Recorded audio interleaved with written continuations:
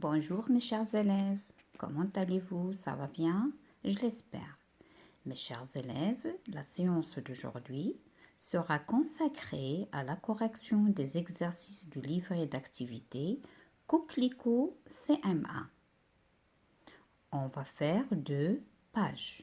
La page 77 et la page 81, bien 81.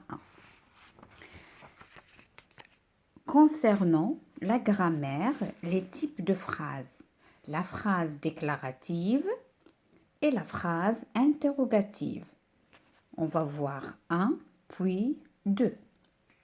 L'objectif de la leçon, c'est d'identifier et utiliser les deux types de phrases, c'est-à-dire interrogative et déclarative. Mais tout d'abord, mes chers élèves, comme d'habitude, comme vous avez l'habitude avec moi, je vais faire un petit rappel de la leçon. Celui qui n'a pas bien saisi, il peut voir la leçon précédente concernant les types de phrases, la phrase déclarative et la phrase interrogative. Mais ça n'empêche de faire un petit rappel pour rafraîchir un peu la mémoire. Tout d'abord, phrase. La phrase. Qu'est-ce que ça veut dire une phrase? Une phrase, c'est une suite de mots qui a un sens. Elle commence toujours par une majuscule et se termine par un point. Le point qui termine la phrase, il peut être un point simple ou bien un point d'interrogation ou bien un point d'exclamation ou bien les 3 points de suspension. Je récapitule. La phrase est une suite de mots qui a un sens, commence toujours par une lettre majuscule et se termine par un point. Le point qui termine la phrase, il peut être soit un point simple, ou bien un point d'interrogation, ou bien un point d'exclamation, ou bien les 3 points de suspension. En général, combien on a de types de phrases? Normalement, en général, on a 4 types de phrases. La phrase déclarative, la phrase exclamative, la phrase impérative ou bien injonctive et la phrase interrogative. Mais notre leçon ou bien nos exercices, ça va consacrer à la phrase déclarative et à la phrase interrogative. Donc, qu'est-ce que ça veut dire la phrase déclarative? La phrase déclarative, c'est une phrase qui sert à raconter, à dire, à annoncer, à expliquer quelque chose, à raconter un fait. Elle se termine par un point souriant. Un exemple, le magicien réalise un tour avec un lapin. Point. C'est bon? La phrase interrogative sert à poser une question et se termine par un point d'interrogation ou bien point interrogatif. Exemple, va-t-il le mettre dans son chapeau? Il y a point d'interrogation à la fin. Maintenant, mes chers élèves, on va commencer à répondre aux questions du livret. Et les 2 autres types de phrases, la phrase impérative et la phrase exclamative, on va la traiter dans une autre vidéo, Inch'Allah. Je vais lire la consigne. Souligne les phrases déclaratives. Alors, vous savez maintenant que la phrase déclarative, elle se termine par un point. La phrase interrogative se termine par un point d'interrogation. Mais tout d'abord, je vais lire les phrases. Vous pouvez suivre. Pierre arrive toujours à l'heure à son travail. C'est une phrase déclarative, donc on va la souligner. Deuxième, viendrez-vous demain à la kermesse? C'est une question. Il y a point d'interrogation, donc on ne va pas souligner. C, combien as-tu vendu d'œufs? C'est une question. Point d'interrogation à la fin, donc on ne va pas souligner. J'aime le chocolat à la noisette et se termine par un point, donc c'est une phrase déclarative. La dernière, ma sœur fait ses devoirs avant de se mettre au lit. Il y a point, c'est une phrase déclarative. Donc, les phrases qu'on doit souligner, la phrase numéro A, D et E. C'est bon? Maintenant, on passe à la question numéro 2. Relie la question à la réponse qui convient. Donc, dans un côté, on a les questions, regardez, d'accord? Et de l'autre côté, on a les réponses. Mais elles sont en vrac, ils ne sont pas bien ordonnées. C'est à nous d'associer la question à sa réponse. Tout d'abord, on va lire les questions. Est-ce que le mécanicien a réparé notre voiture? Où as-tu acheté ce CD-ROM? En cas de fuite d'eau à la maison, qui faut-il appeler? Quel temps fera-t-il demain? Pourquoi le maçon se sert d'un fil à plomb? Donc, c'est un ensemble de questions. Et de l'autre côté, on a les réponses. Je vais les lire. Demain, il fera beau d'après la météo. Il s'en sert pour vérifier la verticalité d'un mur. Oui, il l'a réparé. C'est le plombier, bien sûr. Mon frère l'a commandé sur Internet. Alors, tout d'abord, pour répondre à ces questions, il faut comprendre le sens de la phrase. Ça, c'est un point. Le deuxième point, vous pouvez chercher le verbe utilisé. Le verbe utilisé dans la question, on peut le trouver dans la réponse. Exemple. Est-ce que le mécanicien a réparé notre voiture? Il y a le verbe réparer ici. Donc, oui, il l'a réparé. Donc, on a le même verbe, il l'a réparé. Donc, on va associer cette question à cette réponse. C'est bon? Où as-tu acheté ce CD-ROM? Mon frère l'a commandé sur Internet. En cas de fuite d'eau à la maison, qui faut-il appeler? C'est le plombier, bien sûr, celui qui répare si on a une fuite à la maison ou bien si on a un robinet cassé ou bien quelque chose de ceci. Quel temps fera-t-il demain? Alors, vous avez remarqué, fera-t-il, il y a le verbe faire au futur, demain, le temps, c'est demain, il fera beau d'après la météo. La dernière, pourquoi le maçon se sert-il d'un fil à plomb? Il s'en sert pour vérifier la verticalité d'un mur. Donc, la réponse sera comme suit. Est-ce que le mécanicien a réparé notre voiture? Oui, il l'a réparée. Où as-tu acheté ce CD-ROM? Mon frère l'a commandé sur Internet. En cas de fuite d'eau à la maison, que faut-il appeler? C'est le plombier, bien sûr. Quel temps fera-t-il demain? Demain, il fera beau d'après la météo. Pourquoi le maçon se sert-il d'un fil à plomb? Il sert pour vérifier la verticalité d'un mur. Je passe à la question numéro 3. Transforme les phrases déclaratives en phrases interrogatives. Alors, on a des phrases qui sont déclaratives, c'est à nous de les rendre interrogatives en posant des questions.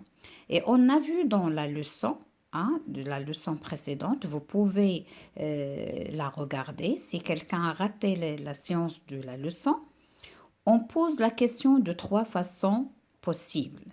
Par intonation, c'est-à-dire on laisse la phrase comme il est, on change le ton, sans oublier le point d'interrogation à la fin.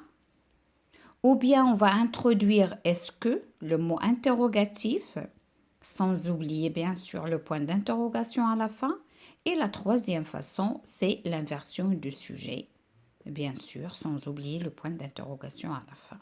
Donc on a 3 façons pour poser une question ou bien pour transformer une phrase déclarative en phrase interrogative. La première, tu connais le prénom de notre maître?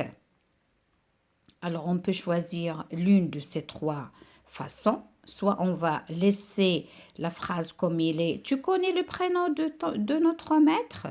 Ou bien en introduisant est-ce que tu connais le prénom de notre maître? Ou bien la troisième façon, inversion du sujet.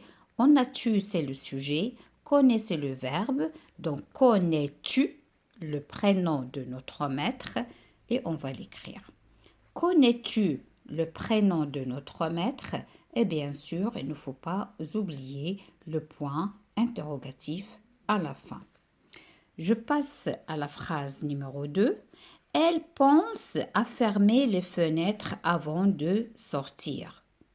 Alors tout simplement, ici, je vais introduire est-ce que et on va mettre apostrophe. Est-ce qu'elle pense à fermer les fenêtres avant de sortir? Vous terminez-vous la phrase et n'oubliez pas le point d'interrogation. C'est le cheval franchit la barrière sans la toucher. Là aussi, on peut laisser la phrase et ajouter le point d'interrogation. On peut introduire au est-ce que ou bien tout simplement le cheval franchit. Et par quel pronom on peut remplacer le cheval? Par il. Et le verbe franchit ici et se termine par T. Donc on va mettre trait d'union, il. Et ça devient le cheval franchit-il la barrière? On a dit que dans la troisième personne du singulier, on doit entendre le son T. Il y a le problème des verbes du premier groupe qu'on doit ajouter T entre traits d'union. Et lorsque le verbe il se termine par T, il n'y a pas de problème. On ajoute uniquement le pronom et on va mettre le trait d'union. Et bien sûr, sans oublier le point d'interrogation à la fin. Le cheval franchit-il la barrière? Vous habitez près de la gare routière. Vous habitez près de la gare routière. Alors, le verbe, le sujet, inversion du sujet. Habitez-vous près de la gare routière? Point d'interrogation. Et bien sûr, si vous utilisez les 2 autres façons, c'est la même chose. La dernière, les marmottes dorment tout l'hiver. Alors, on va dire, est-ce que les marmottes dorment tout l'hiver? Ou bien, les marmottes dorment-ils ou dorment-elles? Les marmottes, c'est féminin. Les marmottes dorment-elles tout l'hiver? Alors, les 3 possibilités sont possibles, ou bien les 3 réponses sont possibles. Alors maintenant, on va passer à l'exercice numéro 4. Transforme les phrases interrogatives en phrases déclaratives. Maintenant, c'est le sens contraire. On a des questions, c'est à nous de donner leur réponse. D'accord? Alors, on a la première. Avez-vous compris cette leçon? Alors, qu'est-ce que vous remarquez ici? Il y a inversion du sujet. Avez-vous? Donc, on va enlever premièrement le point interrogatif à la fin et on va commencer par le sujet avant le verbe et ça devient vous avez compris cette leçon. Tout simplement. Vous avez compris cette leçon et sans oublier le point final. Ont-ils restauré votre maison? Là aussi, il y a inversion de sujet et ça devient ils ont restauré votre maison. Point. Ou bien on va mettre notre maison. Ils ont restauré notre maison. Ça dépend notre ou bien votre. A-t-il écrit quelque chose dans la marge? Il a écrit quelque chose dans la marge. Tout simplement. Utilisez-vous des médicaments sans l'avis du médecin? On va commencer par le sujet. Vous utilisez des médicaments sans l'avis du médecin. Point. Passerez-vous chez nous pendant les vacances? Ça devient vous passerez chez nous pendant les vacances. Et vous allez mettre le point. Maintenant, on passe au dernier exercice de cette page, vers ma production d'écrit. Alors, dans ce thème, on a le portrait. Donc, il y a cette question, elle est en rapport. Écris la question ou la réponse pour faire le portrait d'une personne. Alors, si on a des questions, on va mettre des réponses. Et si on a des réponses, on va mettre des questions. Ta sœur est-elle plus grande que toi? Alors, on peut dire, oui, elle est plus grande que moi. Ou bien, elle est petite que moi, ça dépend. Elle aime porter des robes. Alors, ici, c'est une réponse. Elle aime porter des robes. Alors, qu'est-ce qu'elle aime comme vêtements? Ou bien, qu'est-ce qu'elle aime porter? Qu'est-ce qu'elle aime porter? Donc, la réponse, elle aime porter des robes. Quel est son caractère? Quel est son caractère? Est-ce qu'elle est timide, courageuse, studieuse, généreuse, aimable, adorable, toujours triste, toujours souriante? Ça dépend. Alors, on va dire un exemple, elle est timide mais joyeuse, mais vous pouvez vous mettre n'importe quelle réponse à l'essentiel. L'essentiel, c'est qu'il soit correct. Elle a les cheveux roux. Elle a les cheveux roux. Donc, on va poser la question sur les cheveux. De quelle couleur sont ses cheveux? De quelle couleur sont ses yeux? Alors là, vous avez le choix. Elle a les yeux verts, elle a les yeux gris, elle a les yeux marrons, ou bien miel, ou bien noir. Ça dépend. C'est bon? Alors maintenant, on va vers la page 81. La même chose, c'est les types de phrases, la phrase déclarative et la phrase interrogative.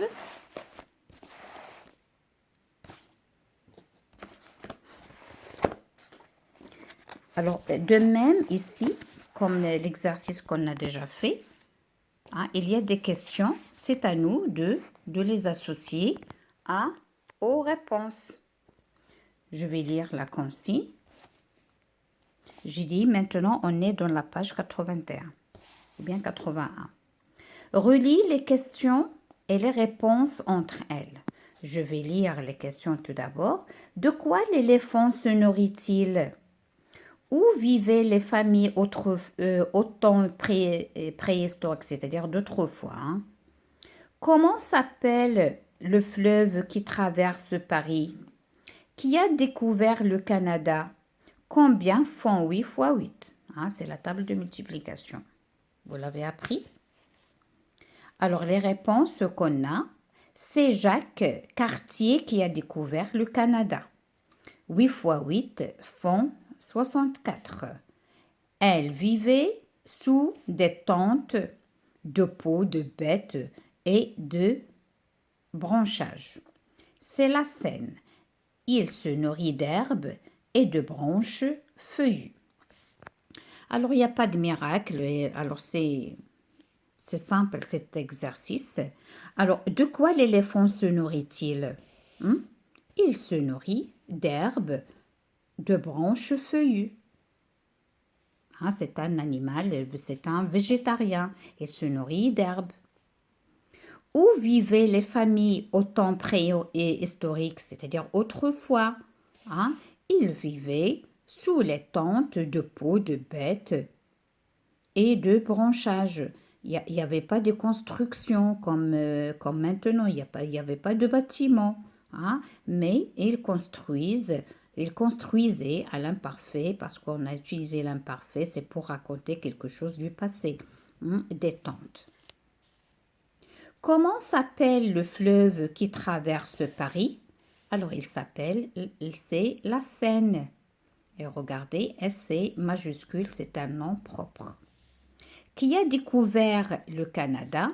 C'est Jacques Cartier qui a découvert le Canada. La dernière, combien font 8 fois 8? 8 fois 8 font 64. On passe à la deuxième question. Indique le type et la forme de chaque phrase. Alors, le type, c'est-à-dire on va dire est-ce qu'il s'agit d'une phrase déclarative ou bien interrogative, et la forme, c'est-à-dire affirmative, elle dit oui, négative, elle dit non. Et lorsqu'on dit négative, c'est-à-dire il y a introduction des mots de négation. Ne pas, ne plus, ne jamais, ne rien, ne ni, ne personne. Ça, on va le voir aussi dans la forme des phrases. Un peu de patience. La première. Quand viendras-tu à la campagne? Tout d'abord, c'est une phrase interrogative. Il n'y a pas de mot de négation, donc on va dire c'est une phrase interrogative affirmative. La deuxième, tu ne sais pas conduire une voiture tamponneuse? Il y a point d'interrogation, c'est-à-dire on pose une question, c'est une phrase interrogative. Et il y a ne pas. Ne pas, ça veut dire négative, et on va dire interrogative, c'est une phrase interrogative négative. La phrase suivante, il transporte ses légumes dans une camionnette. Il transporte ses légumes dans une camionnette. Il y a point, c'est une phrase déclarative, premièrement, et elle est affirmative parce qu'il n'y a pas les mots de négation. Donc on dit c'est une phrase déclarative affirmative. Il dit oui. D. As-tu déjà vu un écureuil de si près? Alors ici on pose une question. Premièrement, c'est une phrase interrogative. Est-ce qu'il y a les mots de négation ici? Non, pas du tout. Donc on dit interrogative affirmative. La dernière, chaque soir, ma grand-mère me raconte une histoire. Point, c'est une phrase déclarative. Est-ce qu'il y a les mots de négation? Non. Donc on dit c'est une phrase déclarative affirmative. Alors maintenant, on va passer à l'exercice numéro 3. Transforme ces phrases déclaratives en phrases interrogatives en employant le moyen entre parenthèses. Alors, qu'est-ce que ça veut dire le moyen entre parenthèses? Alors, on a dit les 3 façons pour poser une question, soit avec l'intonation, soit en introduisant est-ce que, ou bien inversion de sujet. Donc, nous, on va respecter ce qu'il nous demande. A. Tu as vu cette grande girafe? Donc, on va utiliser est-ce que. Et ça va devenir est-ce que tu as vu cette grande girafe? Sans oublier le point d'interrogation, bien sûr. La deuxième, son père va parfois à la montagne. il y a l'intonation, c'est-à-dire on va écrire la phrase comme il est et on va ajouter le point d'interrogation à la fin. Et si on la prononce, on va changer de temps. Et on va dire « Son père va parfois à la montagne ?» et on ajoute le point d'interrogation à la fin. C. Leïla a trouvé la réponse à ce problème. Inversion du sujet. De qui on parle? On parle de Leïla. Et Leïla, on peut le remplacer par elle. Leïla a-t-elle trouvé la réponse à ce problème? Sans oublier le point d'interrogation. Et remarquez ici, il y a le T. Pourquoi? Parce que A n'a pas de T et on doit le prononcer parce que de voyelles. Donc ça devient Leïla a-t-elle trouvé la réponse à ce problème? D. Vous savez comment entrer une chèvre? On va mettre est-ce que. Est-ce que vous savez comment entrer une chèvre? Et sans oublier le point d'interrogation à la fin, bien sûr. E. Votre maison est en pierre. Inversion de sujet. Donc on va commencer par de qui on parle ou bien de quoi on parle. Votre maison. Où est le verbe? C'est être ici à la troisième personne. Et par quoi on peut remplacer votre maison? Par elle. Et ça devient votre maison est-elle en pierre? Et remarquez ici, on n'a pas ajouté le T parce qu'il y a déjà dans EST ici. Ce n'est pas comme A, comme avoir là. Ici, il n'y a pas de T, on l'a ajouté. Ici, il y a le T, donc ce n'est pas la peine d'ajouter un deuxième. Est-elle en pierre? Et sans oublier bien sûr le point d'interrogation. Maintenant, on passe à la question numéro 4. Dans chaque question, entoure le mot interrogatif. Dans chaque réponse, souligne la partie de la phrase qui répond à la question. Qu'est-ce que ça veut dire? Ça veut dire que on a dit que pour poser une question, il y a l'inversion du sujet, il y a l'intonation et il y a est-ce que. Est-ce que elle est parmi les mots interrogatifs? Ça n'empêche, il y en a d'autres. Il y a quel, il y a qui, il y en a d'autres mots interrogatifs. Il y a où aussi. Et chaque petit mot, elle a sa réponse. Par exemple, comment tu t'appelles? Et tu vas dire ton nom. Où habites-tu? Et tu vas dire où tu habites, le lieu où tu habites. Combien tu as acheté ce livre? Et tu vas dire, j'ai acheté ce livre avec 10 dirhams, etc. D'accord? Chaque mot interrogatif est là sa propre réponse. Alors pour la première, qui a un ordinateur chez lui? Alors où est la question ici? On a utilisé qui? Qui? Alors qui, ça désigne une personne. Samira a un ordinateur. Donc, on va entourer qui et on va souligner Samira. On va entourer qui et on va souligner Samira. Qui a un ordinateur chez lui? C'est Samira qui a un ordinateur chez elle. B. Combien le traiteur préparera-t-il de repas pour demain? Combien? Combien? C'est le mot interrogatif. Et lorsqu'on dit combien, c'est-à-dire on cherche une réponse avec un nombre. Combien? Combien tu as de stylos? Combien as-tu de frères?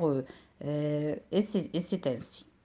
Donc, combien le traiteur préparera-t-il de repas pour demain? Le traiteur préparera son repas pour demain. Donc ici, combien? C'est le mot interrogatif et la réponse, c'est 100. Combien le traiteur préparera 100. Donc ici, combien? C'est 100. Combien? C'est 100. Et on va entourer combien et la réponse, le traiteur préparera son repas. Donc c'est ça la réponse. Alors mes chers élèves, d'ici là, je vous quitte, d'accord? Et je vous donne rendez-vous à une prochaine vidéo pour entamer les deux autres types de phrases ainsi que d'autres leçons. Alors vers ma production d'écrit, la dernière question, c'est à vous de le faire. C'est la suite de la lecture suivie. Bachir, et les sept épreuves. Alors, cet exercice, je ne vais pas le traiter parce que vous devez lire tout d'abord la petite histoire, lecture suivie. Et je vous souhaite bonne chance et j'espère que j'ai fait de mon mieux pour vous faciliter cette leçon. J'espère que vous avez bien retenu et je vous souhaite bonne chance dans votre travail et dans vos études, mes chers. À bientôt. Au revoir.